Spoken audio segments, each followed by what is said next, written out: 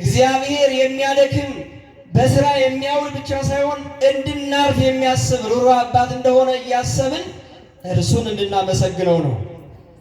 ነገር ግን የሰው ልጅ ኃጢአት ከሰራ በኋላ ሊቃውንቱ ሲያመሰጥሩልንና ሲተረጉሙልን ጨለማን የኃጢአት ምሳሌ አሉት። የምን ምሳሌ? የኃጢአት ምሳሌ። በጨለማ ጎድጓዳው አቀበቱ ቁልቁለቱ አይታይም። ማን ጠላት ማን ወዳጅ እንደሆነ አይታወቅም። እንደዚሁም ኃጢአት የሚሰራ ሰው ሁልጊዜ የእግዚአብሔር ምሕረት የእግዚአብሔር ቸርነት አይታየውም፣ የእግዚአብሔር ፍቅርም አይታየውም። ለምን? በጨለማ ውስጥ ነው ያለው። አንደኛ የኃጢአት፣ ሁለተኛ የኦሪት፣ ሶስተኛ የዲያብሎስ፣ አራተኛ የክፉ ስራና የክፉ ሰዎች ምሳሌ እንደሆነ ተርጉመውልናል። ይህን ብቻ አይደለም፣ ሊቃውንቱ ሲያመሰጥሩ ጨለማ ክርስቶስ የለበሰው ሥጋ ምሳሌ ነው አሉ። ጨለማ ማን የለበሰው ሥጋ? ክርስቶስ የለበሰው ሥጋ። አንዱ ጨለማ በአንድ በኩል ለክፉ በአንድ በኩል ደግሞ ለደግ ሆኖ ምሳሌ እናያለን።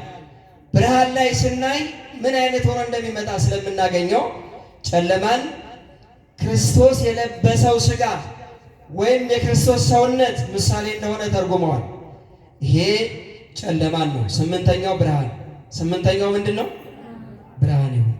እሁድ የተፈጠሩትን ፍጥረታት ስምንቱ ስናይ ሰባቱ እግዚአብሔር ዝም ብሎ የፈጠራቸው ናቸው። እግዚአብሔር ምን ብሎ የፈጠራቸው ናቸው? ድምፅ አያወጣም፣ በሐልዮ ብቻ የተፈጠሩ ናቸው። ስምንተኛው ላይ ሲደርስ ግን መላእክት ስለተፈጠሩ የሚሰማ ፍጥረት ስላለ ብርሃን ይሁን አለ ይላል። ምን ይሁን? ብርሃን ይሁን አለ። ብርሃን ሆነ። እግዚአብሔር ጨለማ የሆነውን ማንነታችን ብርሃን ያደርግልን። ጨለማ በሆነ ማንነት እየተንቀሳቀስ የምናለቅስበትን ነገር እንባችንን አብሶ በብርሃኑ መንገድ እግዚአብሔር እንድንመላለስ ያድርገን። ብርሃንን ስናስብ ደግሞ የጽድቅ፣ የወንጌል፣ የደጋግ ሰዎች፣ የክርስቶስ፣ የመለኮት ምሳሌ ነው። የምን ምሳሌ ነው? የመጨረሻው ጨለማ ክርስቶስ የለበሰው የምን ምሳሌ ነው ብያቸው ነበረ። የለበሰው የሥጋው ምሳሌ ነው ጨለማው። ብርሃን ደግሞ የመለኮት ምሳሌ ነው። ስለዚህ ሁለቱን እንደዚህ አድርገው አባቶቻችን ስነ ፍጥረትን ስንማር እንድናየው አድርገው ነው። የእሁድ ፍጥረት ይሄ ነው። ለምንድን ነው እሁድ ስምንት ፍጥረት ብቻ ፈጥሮ እስከ ዓርብ ያለውን አንድ ቀን መፍጠር እየቻለ 24 ሰዓት አድርጎ ዝም ያለ? ደክሞበት ነው? መሽቶበት ነው? ቀኑን ማስረዘም አቅቶት ነው ወይስ ደክሞት ነው ብለን ስናስብ የእሁድን ስነ ፍጥረት ስናስብ ባለፈው የተማራችሁትን ምስጢረ ሥላሴን እናስባለን። ምን እናስባለን? ምስጢረ ሥላሴን የምናስብበት ነው። ደክሞትም አይደለም መሽቶበትም አይደለም። ቅድመ ዓለም በአንድነት በሦስትነት ሲሰለስ ሲቀደስ እንደኖረ ሰኞ በፈጠረው ፍጥረት ደግሞ ድህረ ዓለም ያለ አባት ከእናት ከቅድስት ድንግል ማርያም ተወልዶ ምስጢረ ሥጋዌውን እያሰብን እንድናመሰግነው ከሃሊነቱን ቸርነቱን የገለጠውን ፍቅር እንድናስብበት ደግሞ ሰኞ ፍጥረት እንዲፈጠር አደረገ። ሰኞ አዲስ የተፈጠረ ፍጥረት የለም፣ ግን ዘጠነኛ አድርገን እንቆጥራለን።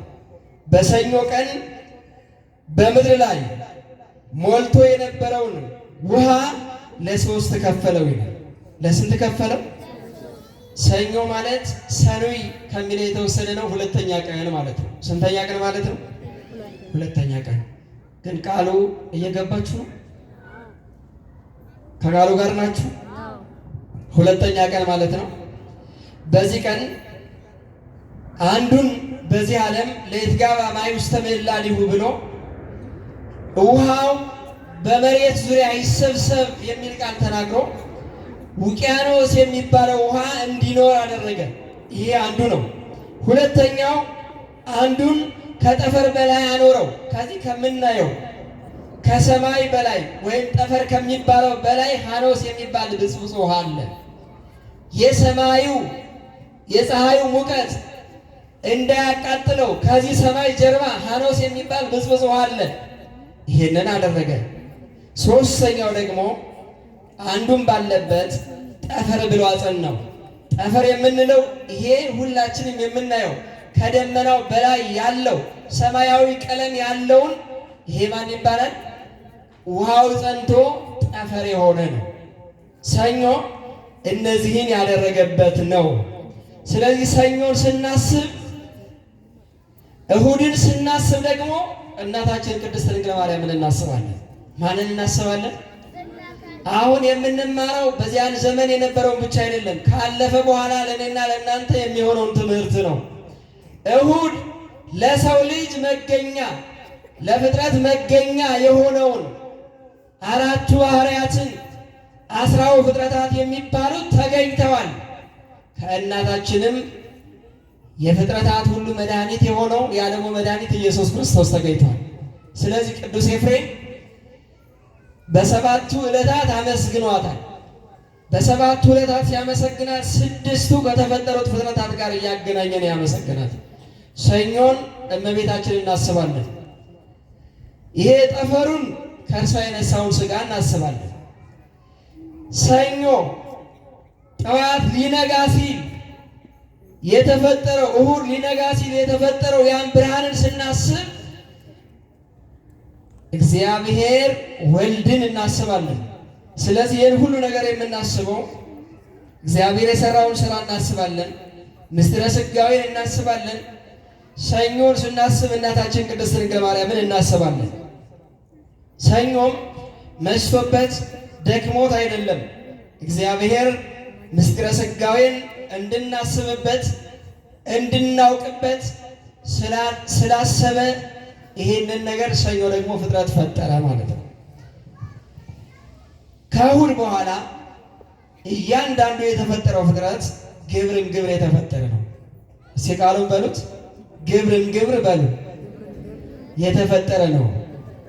ግብርም ግብር ማለት ምን ማለት ነው ካላችሁ፣ ከአንዱ ነገር ወስዶ ሌላ ነገር ነው የሚያዘጋጀው እንጂ አዲስ የተፈጠረ ፍጥረት የለም። እሁድ የተፈጠሩትን 8ቱን ፍጥረታት ስናይ እግዚአብሔር እማህባልዎ ሀበቦ ካለመኖር ወደ መኖር ያመጣቸው ናቸው። ከምን ወደ ምን? ምንም ላይ የሉም፣ ግን እግዚአብሔር ካለመኖር ወደ መኖር አምጥቶ የፈጠራቸው ናቸው። እነዚህ ምንድን ናቸው? 8 ናቸው። ብርሃኑን አንዳንድ ሊቃውንት ከእሳት ብርሃኑን ወስዶ ነው የፈጠረው። ብርሃን ግብርም ግብር ወይም ከእሳት የተወሰደ ነው ብለው ያስተምራሉ። ግን 8ቱ ፍጥረታት ካለመኖር ወደ መኖር የመጡ ናቸው። ሰኞ ግን ከአራቱ ባህርያተ ሥጋ ብለን ከምንጠራቸው ውሃውን በመሬት ላይ ሞልቶ የነበረውን ከ3 ከፈለና አስቀመጠው። ማክሰኞ ደግሞ መሬትን 3 ነገሮችን እንድታስገኝ ያደረገ።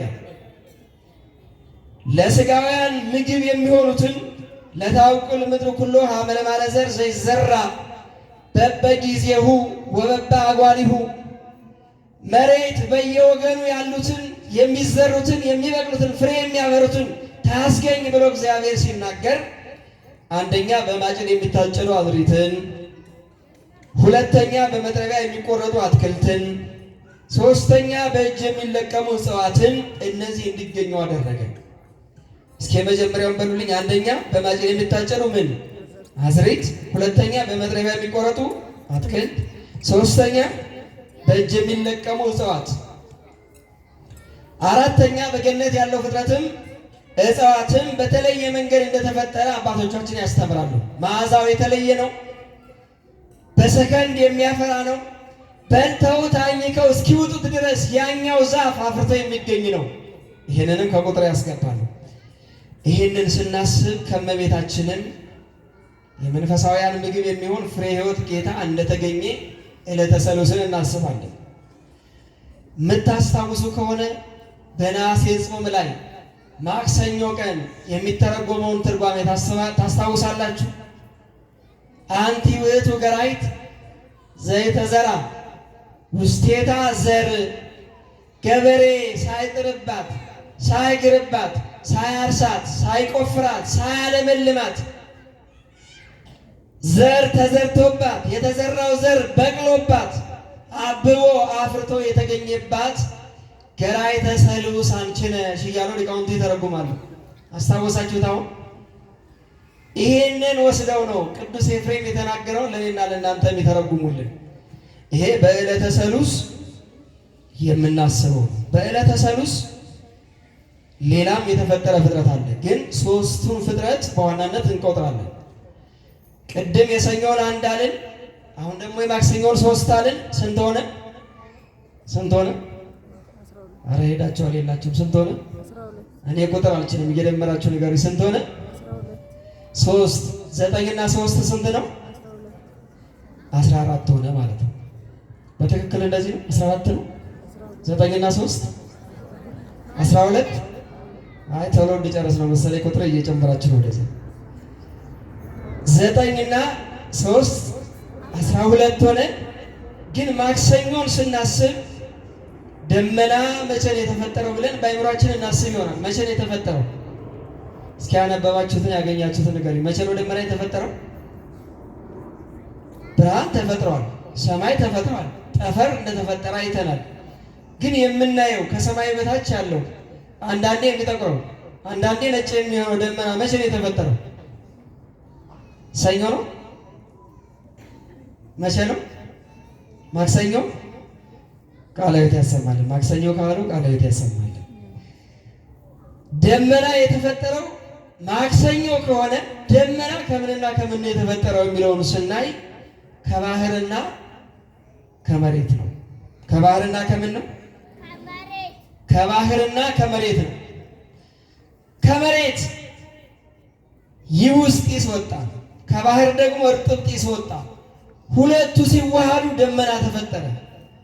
ከዚህ በኋላ እነዚህ ደግሞ ከመሬት እየወጡ ዝናብ እንዲዘንብ ያደርጋሉ። በሰዓታቱ ላይ አባ ጊዮርጊስ ዘጋስጫ በደረሰው ድርሰት ላይ ሌሊት በዜማ ስናመሰግን በተነጊሜ ረቂቅ ዘያቁሮ ለማይ ውሃን ቋጥሮ ረቂቅ በሆነ በጉምትነት ወደ ሰማይ ይወጣና ከውቅያኖስ ወጥቶ ወደ መሬት ይወርዳል። ያ መሬትን ያረሰርሳል። በመሬት ላይ የተዘራው እንዲበቅል፣ የተተከለው እንዲጸድቅ፣ ያላፈራው ፍሬ እንዲያፈራ ያደርጋል። ይሄ ደመና ማክሰኞ እንደተፈጠረ እናስባለን፣ እናምናለንም። አባቶቻችንም ያስተማሩ እንደዚህ ነው። ይሄ ብቻ አይደለም። በዓለም ላይ የምናውቀው 9 ፕላኔት አለ። ስንት ፕላኔት አለ? 9 ፕላኔት፣ ሁሉም የሚስማማበት አለ። በመንፈሳውያን መጻሕፍት ደግሞ 20 የሚባሉ ዓለማት አሉ። ስንት ዓለማት አሉ? 20 የሚባሉ ዓለማት አሉ። ጥበበኞች፣ በሳይንስ የተራቀቁ ሰዎች ተራቀው ያላገኙት እግዚአብሔር ያደረባቸው መንፈሳውያን አባቶች እግዚአብሔር ምስጢሩን ጥበቡን የገለጸላቸው ሰዎች የነገሩንና ያስተማሩን 20 ዓለማትም የተገኙት በዕለተ ሰሉስ ነው። በዕለተ ሰሉስ መሬት ጭቃ ነበረች። እንድትደርቅ እንድታበቅል ያደረገው በዚህ ቀን ነው።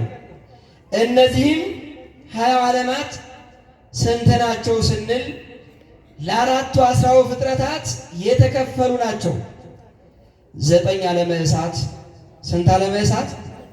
9 ዓለመ እሳት፣ 2 ዓለመ ነፋስ፣ 4 ዓለመ ማይ፣ 5 ዓለመ መሬት። እነዚህ ጠቅላላ ሲደመሩ ስንት ይሆናሉ?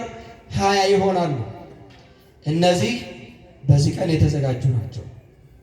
ስለዚህ 20 ዓለማት መቼ ነው የተፈጠሩ መቼ ነው የተገኙ ብለን እንዳንጨነቅ አባቶቻችን ይህን አስረድተውናል። ከ20 ዓለማት ውስጥ ብሔረ ሕያዋን፣ ብሔረ ብፁዓን፣ ገነት የሚባሉት ተካተው ይቆጠራሉ። እነ ኤልያስ፣ እነ ዮሐንስ ወልደ ነጎድጓድ፣ እነ መልከጼዴቅ ያሉበት ያ የተለየ ቦታ የሕያዋን ቦታ ብለን የምንጠራው ከ5ቱ ዓለመ መሬት ውስጥ አንዱ ነው። እኔና እናንተም ከበቃን ከእግዚአብሔር ጋር አብረን ከሆነ ሞትን ሳናይ በዚያ ልንሄድ እንችላለን። እግዚአብሔር በቤቱ እንድንጸና ፈቃዱ ይሁን። ማክሰኞ ሰሉስ ብለን በግዙ የምንጠራው 3ኛው ቀን ነው። በ3ኛው ቀን ግን ከ22 ውስጥ ገብተው የሚቆጠሩ 3ቱ ብቻ ናቸው። ስንቱ ብቻ ናቸው? እንዳትምታቱ ብዙ ስለነገርኳችሁ በማጭድ የሚታጨዱ፣ በመጥረቢያ የሚቆረጡ፣ በእጅ የሚለቀሙ እነዚህ ሶስቱ ይቆጠራሉ። 12 አድርገናል። በዕለተ ረቡዕ ደግሞ 3 ፍጥረታት ተፈጥረዋል። ስንት ፍጥረታት? በዕለተ ረቡዕ ፀሐይ፣ ጨረቃ፣ ከዋክብት ተፈጥረዋል። 3 እና 12 ስንት ሆነ? 15 ሆነ። ለሥጋውያን የሚያበሩ በሌሊት የሚሰለጥኑ ቀን ደግሞ የሚያበራ እግዚአብሔር ለሰው ፈጠረ። እስካሁን ድረስ ብርሃን አለ፣ ግን ቀንና ሌሊት አልተለየም። አሁን ግን በቀን የሚሰለጥን ፀሐይ ተፈጠረ። በሌሊት የሚሰለጥን ደግሞ ከዋክብትና ጨረቃ ተፈጠሩ። ይሄንን ምሳሌ አድርገን ስናይ ዛሬ ደግሞ በብሉይ ኪዳን በሐዲስ ኪዳን በሃይማኖት አበው ሲተረጎም እንዴት ነው የተተረጎመው የሚለውን ስናስብ ጨረቃ፣ ፀሐይ፣ ከዋክብት ምሳሌ አላቸው። ፀሐይ የጌታችን የኢየሱስ ክርስቶስ ምሳሌ ነው። የማን ምሳሌ ነው? ብሉይ ኪዳንን ስናስብ ፀሐይ የነቢያት የካህናት ምሳሌ ነው። ጨረቃ ደግሞ የነገሥታት ምሳሌ ነው። ከዋክብት የሕዝቡ ምሳሌ ነው። በእግዚአብሔር ቤተ መቅደስ የሚገኙ የእግዚአብሔርን ድምፅ እየሰሙ የሚያገለግሉ የነገሥታቱ ጨረቃ፣ የካህናቱ ፀሐይ፣ የሕዝቡ ደግሞ የከዋክብት ምሳሌ እንደነበረ በትርጓሜ አስረድተውናል። በአዲስ ኪዳን ስንመጣ ደግሞ ፀሐይ ጌታችን ኢየሱስ ክርስቶስ ነው። ጨረቃ ደግሞ ድንግል ማርያም ናት። ጨረቃ ማን ናት? ድንግል ማርያም ናት። ታስታውሱ ከሆነ ቅድመ አያቷ በታሪክ እንደሰማችሁት ራእይ ስታይ 6ኛዋ ማንን ወለደች ነው ያለ? ጨረቃን ወለደች። ጨረቃ ደግሞ ማንን ወለደች? ፀሐይን ወለደች። ስለዚህ ፀሐይ የማን ምሳሌ ነው? የክርስቶስ። ጨረቃ የድንግል ማርያም፣ ከዋክብት ደግሞ የቅዱሳን ምሳሌ ነው። በአዲስ ኪዳን ያሉት ክርስቶስን የሚያመልኩት ክርስቶስን የሚሰሙት የእነዚህ ምሳሌ ነው። ወደዚያ ደግሞ ስንገፋው ፀሐይ የጻድቃን ምሳሌ ነው። ፀሐይ የማን ምሳሌ ነው? የጻድቃን ምሳሌ ነው። ጨረቃ ደግሞ የማን ምሳሌ ነው? የኃጥአን ምሳሌ ነው። ፀሐይ በክረምትም በበጋም ያበራል። ደመና ቢከለክለውም ሳይወጣ አይቀርም፣ የሚጎልበት የለም። ጨረቃ ደግሞ ይጎላል፣ ይሞላል። ኃጥአን የሆነ ቀን በጽድቅ ይኖራሉ፣ የሆነ ቀን ደግሞ ወደ ኃጢአት ይሄዳሉ። ስለዚህ እነዚህ ሁሉ የምሳሌ ያላቸው ናቸው። ቅዱስ ጳውሎስ ደግሞ እንደነገረን እያንዳንዱ የፀሐይ፣ የጨረቃ፣ የከዋክብት የተለያየ ክብር እንዳላቸው ሁሉም የቅዱሳን ምሳሌ እንደሆኑ ደግሞ አስተምሮናል። ይህንን የምነግራችሁ ቅዱሳት መጻሕፍትን ስታነቡ በተለያየ ምሳሌ እንኳን ብታገኙ የተለየ ነገር አይደለም። አባቶቻችን እንደ ምስጢሩ እንደ ሐሳቡ ፍሰት ይዘው እኛን ለማስተማር ሲፈልጉ ምሳሌውን በተለያየ መንገድ አብራርተው ለእኛ ያስረዳሉ። ይሄ የዕለተ ረቡዕ ፍጥረት ነው። በዕለተ ረቡዕ ፍጥረት እስካሁን ድረስ እንዳየነው ስንት ደርሰናል? 15 ደርሰናል። ረቡዕ ማለት ወደ አማርኛ ሲመለስ ስንተኛ ቀን ነው? 4ኛ ማለት ነው። ሐሙስ ማለት ደግሞ ስንተኛ ቀን ነው? 5ኛ ማለት ነው። በዕለተ ሐሙስ 3 ነገሮች ተገኝተዋል። አዕዋፍና እንስሳት አራዊት ናቸው። እነዚህም በልብ የሚሳቡ፣ በእግር የሚሽከረከሩ፣ በክንፍ የሚበሩ፣ በደመ ነፍስ ጸንተው ሕያዋን ሆነው የሚኖሩ ናቸው። ግን የተገኙት ከአራቱ የፍጥረት ምንጭ ወይም ደግሞ 10 ፍጥረታት ከምንላቸው ናቸው። እንስሳት አሉ፣ አራዊት አሉ፣ አዕዋፍ አሉ። 15 እና 3 ስንት ሆነ? አሁን 18 ሆነ። እነዚህ ደግሞ አሁን ላይ በመጽሐፍ ቅዱስና በሊቃውንቱ ትርጉም ለእኔና ለእናንተ ምን ያስተምራሉ ብለን ስናስብ የሚጓዙበት በክንፋቸው የሚበሩ አሉ፣ በእግራቸው የሚሽከረከሩ አሉ፣ በልባቸው የሚሳቡ አሉ። ከነዚህ ውስጥ ከ3ቱ በልባቸው የሚሳቡ በዚህ ዓለም የሚኖሩት ሰዎች ምሳሌ ናቸው። በልባቸው የሚሳቡት የእነማን ምሳሌ ናቸው? በዚህ ዓለም የሚኖሩ ሰዎች ምሳሌ ናቸው። ለምንድን ነው በልብ መሳብ በዚህ ዓለም የሚኖሩ ክርስቲያኖች ምሳሌ እንዲሆን የፈለጉት ሊቃውንቱ ብለን ስናስብ፣ በልብ መሳብ ብዙ ለአደጋ የተጋለጠ አይደለም፣ ጥበበኛነት ያለበት ነው። አንድ ሰው በገጠር ያለ ጠላቱን ለማጥቃት ሲፈልግ በልቡ ተኝቶ እየተሳበ ጠላቱን ሊመታና ሊያጠፋ ይችላል። እነዚህ በዓለም ላይ የሚኖሩ ክርስቲያኖችም ትዳራቸውን በፍቅር እየመሩ አስራት በኩራታቸውን እያወጡ የክርስቶስን ሥጋና ደም እየበሉና እየጠጡ እየቆረቡ ኪዳኑን እያደረሱ ቅዳሴውን እያስቀደሱ በዓለምም እየኖሩ በሰማያዊ ዓለም በቤተ መቅደሱም እየተገኙ የእግዚአብሔርን መንግሥት የሚወርሱ ስለሆነ በዓለም የሚሳቡትን የሰባ ዓለም ምሳሌ ወይም በዚህ ዓለም ትዳር መስርተው ልጅ ወልደው እያሳደጉ የሚኖሩ ሰዎች ምሳሌ እንደሆነ ነገሩ። በክንፍ የሚበሩት ደግሞ የሰማዕታት ምሳሌ ነው አሉ። በክንፍ የሚበሩት የእነማን ምሳሌ ነው?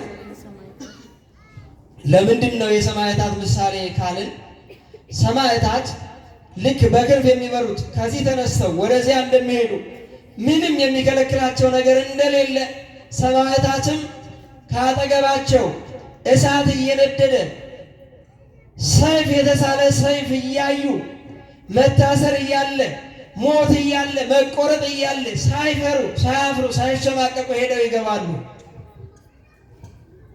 እነዚህ በረው ከአንድ ቦታ ወደ አንድ ቦታ እንደሚሄዱ ሰማዕታትም በተመስጦ የእግዚአብሔርን ፍቅር እያሰቡ እሳቱን እየረሱ ሰይፉን እየረሱ መታሰሩን እየረሱ መዋረዱን እየረሱ ፈጥነው ይገባሉ፣ እናስብበት ሳይሉ።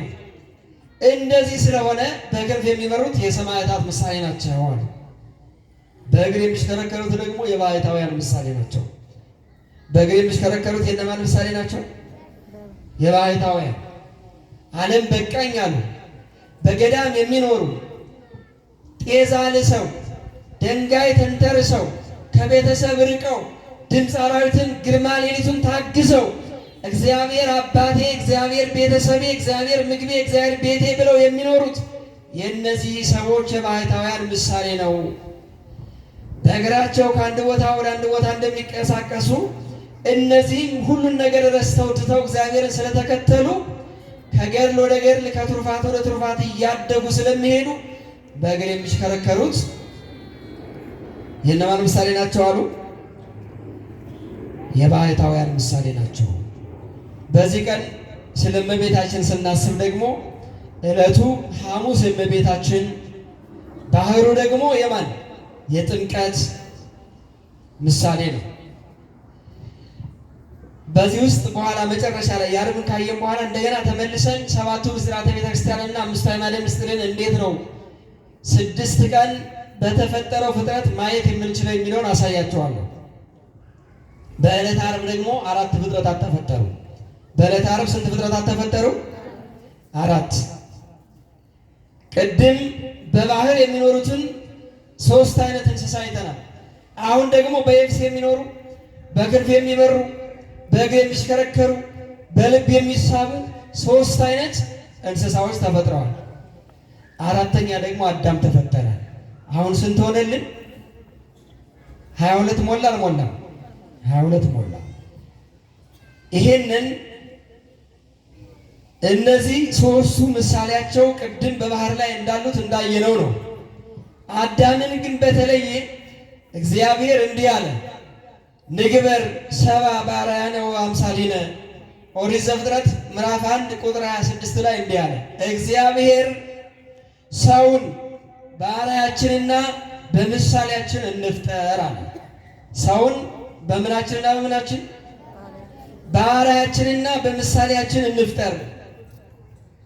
የተፈጠረውን ፍጥረት በሙሉ የዓለም ታሪክን ስናይ 25 ቁጥር ላይ ብቻ ነው ያለው። ከቁጥር 26 ጀምሮ እስከ ራዕየ ዮሐንስ ምዕራፍ 22 ድረስ ያለው ሙሉ የመጽሐፍ ቅዱስ ታሪክ ስለ ሰው ልጅ ነው የሚናገረው። ስለማን ነው የሚናገረው? ስለ ሰው ልጅ። ስለ ሌሎቹ ፍጥረታት ከቁጥር 1 እስከ 26 ያለውን ይናገራል። ከዚህ በኋላ ፍጥረት አበቃ። ይህንን የሰውን ልጅ ግን በተለየ መንገድ በአርአያችንና በምሳሌያችን እንፍጠር አለና እግዚአብሔር ከሕቱም ምድር አዳምን እግዚአብሔር እንዲገኝ አደረገው። በአርአያውና በአምሳሉ አድርጎ ከሕቱም ምድር ላይ ፈጠረው። አዳም ከአራቱ ባህርያት ተፈጠረ። ነፍሱ ግን እምኀበ ሀበቦ መጣች። ሥጋው ከአራቱ ባህርያት ከነፋስ፣ ከእሳት፣ ከውሃ፣ ከመሬት ተፈጠረ። ነፍሱ ደግሞ እግዚአብሔር ባወቀ ከዚህ መጣች። እንደዚህ ሆነች በማትባልበት መንገድ መጣች። እግዚአብሔርን የምንመሳሰለው በነፍሳችን ነው። እግዚአብሔርን የምንመሳሰለው በምንድን ነው? አዳም እግዚአብሔርን በምን ይመስለዋል ካልን፣ በእግዚአብሔር አርአያና ምሳሌ እንዴት ተፈጠረ ካልን በነፍሱ ነው የሚመስለው። በነፍሱ እንዴት ይመስለዋል የሚለውን በሚቀጥለው አሁን በምናየው ትምህርታችን እናያለን። ከሕቱም ምድር አዳም ተገኘ፣ ከሕቱም ማኅፀን ደግሞ ጌታ ተገኝቷል። እያንዳንዱ ምሳሌ ነው። አዳም የሚለውን ስም ስናይ አዳም ማለት ያማረ፣ የበጀ፣ የተዋበ ማለት ነው። አዳም የሚለው ስም የሔዋንና የአዳም ስም ነው። አዳም የሚለው ስም የማንና የማን ስም ነው? የአዳም ብቻ ስም አይደለም፣ የሔዋንና የአዳም መጠሪያ ስም ነው። ኦሪት ዘፍጥረት ምዕራፍ 5 ቁጥር 1 ጀምሮ ስታነቡ ታገኙታላችሁ። የሁለቱ መጠሪያ ስማቸው ነው። ለዚህ ነው የቅኔ መምህራኖቻችን ሲያስተምሩን አዳም የሚለው ለሴትም ለወንድም ቅጽል ይሆናል ብለው አስተምረውናል። ለሴትም ለወንድም ምን ይሆናል? ቅጽል ይሆናል። እነሱ ያሉበት ሌላ ምስጢር አለው። መሐሉ ራቢ የሆነ እንደዚህ የሆነ የሚል ሌላ የግዕዝ ቋንቋ አለው። ግን ያንን እንተውና አዳም የሚለው የሔዋንና የአዳም ወይም የወንዱና የሴቷ መጠሪያ ስማቸው ነው። ስለዚህ አዳም የሚለው ስማቸው ነው። አዳም ለሚለው ደግሞ ሰው የሚል የጋራ መጠሪያ የሆነ ስም አለው። ሰው ምንድን ነው ብለን ስናስብ ከመሬት የተገኘ ነው። ሥጋው ከመሬት ነፍሱ ደግሞ ከእግዚአብሔር ወደዚህ ምድር የመጣች የተላከች ነች። በእግዚአብሔር አርአያና ምሳሌ የተፈጠረ ነው። ይህንንም መጽሐፍ ቅዱስ ይነግረናል። በመምህራን ማብራሪያና ሀተታ ደግሞ ስናይ ሰው ማለት 7 ነገር ያለበት ነው። ሰው ማለት ስንት ነገር ያለበት ነው? ትምህርታችንን እያጠቃለልን ነው። ስንት ነገር ያለበት ነው? 7 ነገር ያለበት ነው። 7ቱ ነገር ምን ምን ናቸው ብለን ስናስብ 4ቱ ባህርያተ ሥጋ ማን ናቸው? እሳት፣ ውሃ፣ መሬት፣ ነፋስ እነዚህ ናቸው። 3ቱ ግብራተ ነፍስ ደግሞ የሚባሉ የነፍስ ስራዎች አሉ፣ ወይም የነፍስ ባህሪ ብለን የምንጠራቸው። እነዚህ ደግሞ በሕይወት መኖር፣ ዘላለማዊነት፣ ነባቢነት፣ መናገር መቻል፣ ለባዊነት፣ ማስተዋል መቻል እነዚህ የነፍስ ስራዎች ናቸው። እነዚህ ነገሮች 7 ነገሮች እንዳሉት ሊቃውንት አባቶቻችን ለእኔና ለእናንተ ያስተማሩት ነው። በነፍስ ባህሪው የሰው ልጅ ከእግዚአብሔርና ከቅዱሳን መላእክት ጋር ይመሳሰላል። በነፍስ ባህሪው ከማንና ከማን ጋር ይመሳሰላል? ከቃሉ ጋር ናችሁ? እንደምን አመሻችሁ። በነፍስ ባህሪው የሰው ልጅ ከማንና ከማን ጋር ይመሳሰላል?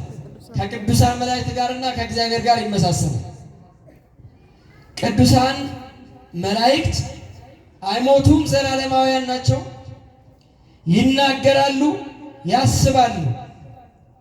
እግዚአብሔርም ኩነት በሚለው ወይም መገናዘብ በሚለው ምስጢረ ሥላሴ ላይ እንደተማራችሁት ቃል አለው፣ ልብ አለው፣ እስትንፋስ አለው።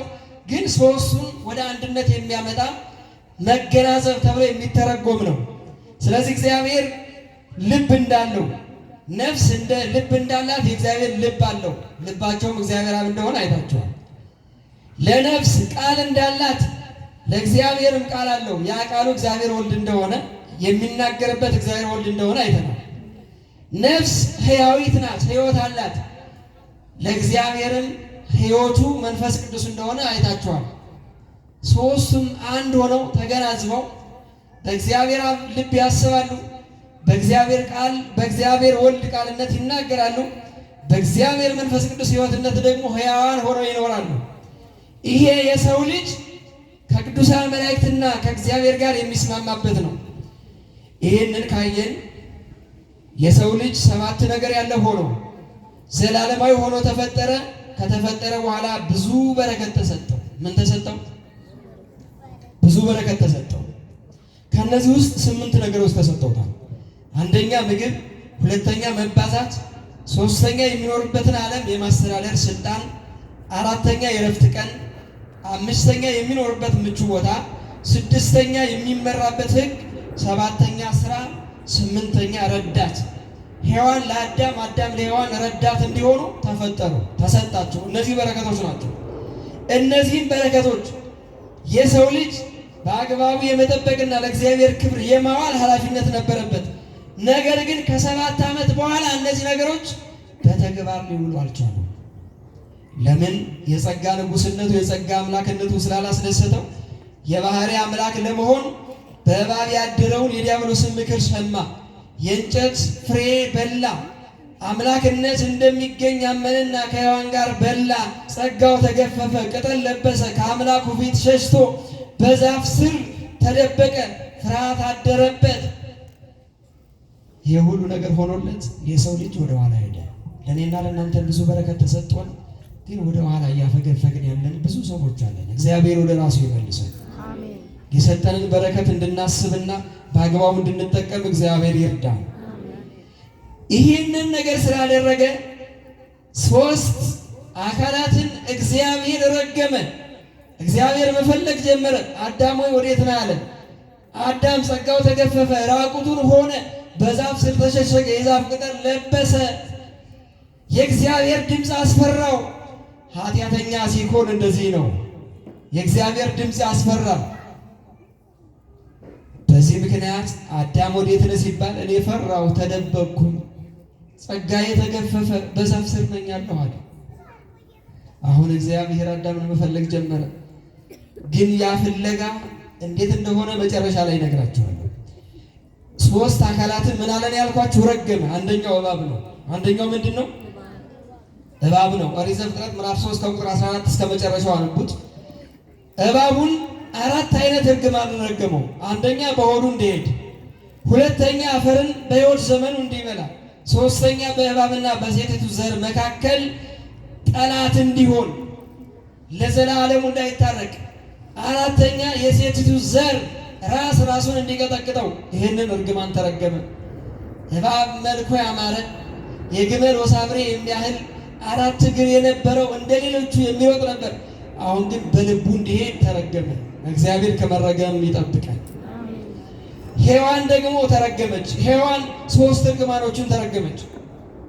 አንደኛ ስትጸንስ ጭንቅ እንዲበዛባት፣ ጸንሳ 9 ወር ከ5 ቀን እስከምትወልድ ድረስ በመከራ እንድትቆይ፣ ሁለተኛ በጭንቅ እንድትወልድ፣ ሶስተኛ በጭንቅ ወልዳ በጭንቅ አርግዛ ቆይታ ከወለደች በኋላ አታስፈልገኝም ብላ ከባሏ ተለይታ እንዳትሄድ ባሏ እንዲገዛት ተደረገች። ይሄ ምን ውጤት ነው? የእርግማን ውጤት ነው። የማንን ምክር ስለሰማች? የማንን ምክር ስለሰማች? የዲያብሎስን ምክር ስለሰማች። ሶስተኛ አዳም ደግሞ ተረገመ። አዳም 6 አይነት እርግማን ተረግሟል። አንደኛው ምድር ከአንተ የተነሳ የተረገመች ትሁን ተባለ። በእርሱ ምክንያት ይቺ መሬት ተረገመች። ሁለተኛ በሕይወት ዘመንን ሁሉ በድካም ከእርሷ ትበላለህ ተባለ። ሳይወጣ ሳይወርድ በገነት ቁጭ ብሎ እየበላ እየጠጣ የነበረው አዳም እየደከመ መብላት ጀመረ። ያ ስለመጣ ነው እኔና እናንተም ዛሬ የምንደክመው። ሶስተኛ እሾህና አሜከላ ይቺ መሬት ታብቅልብህ፣ እጅን እየወጋች ታብቅስልህ፣ ታድማ፣ እግርህንም ይውጋ ያቁስልህ ተባለ። ያቺ ምድር ተብላ የተገለጠች የሱ ሰውነት ናት። በሰውነት ላይ ኃጢአት ይሰጥንብህ ብሎ እግዚአብሔር ረገመው። አራተኛ የምድር ቡቃያ ትበላለህ። ከገነት ወጥተህ ወደ ተፈጠርክባት መሬት ወርደህ የምድር ቡቃያ ትበላለህ። አምስተኛ ወደ ወጣበት መሬት እስክትመለስ ድረስ በፊት ወዝ እየደከምክ እያዘንክ እየተጎሳቆልክ እንጀራ ትበላለህ ተባለ። ስድስተኛ አፈር ነህና ወደ አፈር ትመለሳለህ። ምን ነህና? አፈር ነህና ወደ አፈር ትመለሳለህ ተባለ። እርግማኑን እንደጨረሰ አዳምን ከገነት አስወጣው። አዳምን ከገነት ምን አለው? አስወጣው። ወደ ሕይወት ዛፍ የሚወስደውን መንገድ ለመጠበቅ ኪሩቤልንና የምትገለባበት የነበልባል ሰይፍን በኤደን ገነት በምስራቅ አስቀመጠ። የገነት በር ተዘጋ። እግዚአብሔር አምላክም ለአዳምና ለሚስቱ የቆርበት ልብስ አለበሳቸው። አዳምም ክፉንና ደጉን በማወቅ ከእኛ እንዳንዱ ሆነ ብሎ እግዚአብሔር ወልድ ተናገረ።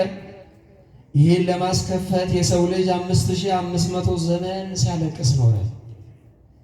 በዚህ ምክንያት በሚቀጥለው ሳምንት ምስጢረ ሥጋዌ ክርስቶስ ለምንድን ነው ከሰማይ የመጣው የሚለውን ታዩታላችሁ። ክርስቶስ ለምንድን ነው ሰው የሆነው? ሰው የሆነበት ምክንያት ለዚህ ነው። ሔዋንም ተረግማለች፣ አዳምም ተረግሟል። የሕይወት ዛፍ ወዳለበት ሄዶ እንኳን ሕያው እንዳይሆን የሰይፍ እሳት ያለበት ሰይፍ ይዞ ኪሩቤል የሚባል ጠባቂ ተመድቦበታል። ከገነት ተባሮ ወጥተዋል። ያ የተዘጋውን ገነት፣ ያ የሚቆርጠውን የእሳት ሰይፍ ከገነት በር ላይ ኪሩቤልን ለማስነሳት ክርስቶስ ሰው መሆን አለበት። በሚቀጥለው ሳምንት ምስጢረ ሥጋዌ የምታዩት ለዚህ ነው። ስለዚህ ከእሑድ እስከ ዓርብ ያለውን ቅድም እንደነገርኳቸው ትምህርቴን ጨርሻለሁ። እሑድን ስናስብ ምስጢረ ሥላሴን እናስባለን። እሑድን ስናስብ ምን እናስባለን? ምስጢረ ሥላሴን እናስባለን። ሰኞን ስናስብ ምስጢረ ሥጋዌን እናስባለን። ማክሰኞን ስናስብ ምስጢረ ቁርባንን እናስባለን። ረቡዕን ስናስብ ሥርዓተ ቤተ ክርስቲያንን ወይም 7ቱ ምስጢራተ ቤተ ክርስቲያን የሚባሉትን እናስባለን። ሐሙስን ስናስብ ምስጢረ ጥምቀትን እናስባለን። ዓርብን ስናስብ ምስጢረ ትንሣኤ ሙታንን እናስባለን። ስለዚህ እግዚአብሔር በመጀመሪያ ምንና ምን ፈጠረ? ሰማይና ምድርን ፈጠረ። ለፈጠረው ፍጥረት ደግሞ ዋጋ ሊከፍል፣ ሊራብ፣ ሊጠማ፣ ሊታረስ፣ ሊሰቀል፣ መራራ ሐሞት ሊጠጣ፣ ሊታረስ፣ ሊሰደድ፣ መከራ ሊቀበል በብዙ ነገር ውስጥ አልፎ በፍቅር በደሙ የገነትን በርና የመንግሥተ ሰማይን በር ከፍቶ በክብር ሊያቆመን እንዴት እንደሚመጣ በሚቀጥለው ሳምንት በምስጢረ ሥጋዌ ትማራላችሁ። ያስተማረን የመከረን የአባቶቻችን አምላክ ቅዱስ እግዚአብሔር ስሙ የተመሰገነ ይሁን። የእግዚአብሔር ቸርነት የእናታችን የቅድስት ድንግል ማርያም አማላጅነት ከሁላችን ጋር ይሁን። ይቆየን።